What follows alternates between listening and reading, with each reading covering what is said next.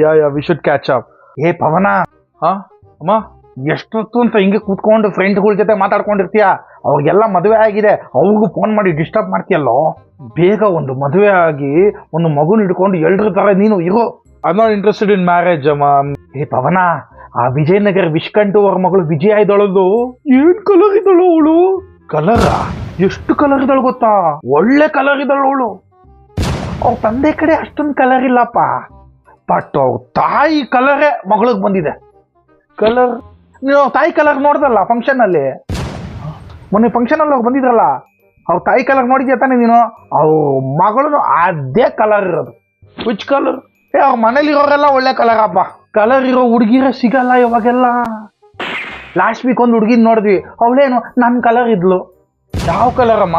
ಇಲ್ಲಾಂದ್ರೆ ಒಂದು ಕೆಲಸ ಮಾಡು, ಮೊನ್ನೆ ಒಬ್ರು ಹುಡುಗಿ ತೋರಿಸಿದ್ರಲ್ಲ, ಅದೇ ಸ್ವಲ್ಪ ಜರ ಬಂದೋಳ್ ತರ ಇದ್ಲಲ್ಲ, ಆ ಹುಡುಗಿ ಕಲರ್ ಓಕೆನಾ ನಿನಗೆ?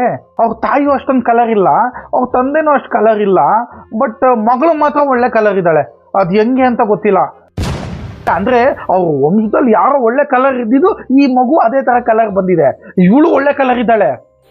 Colour which colour do I choose? ನೀನಿರೋ ಕಲರ್ಗೆ ಈ ಹುಡುಗಿ ಸಿಗ್ತಾ ಇರೋದೇ ಹೆಚ್ಚು. ಓಹ್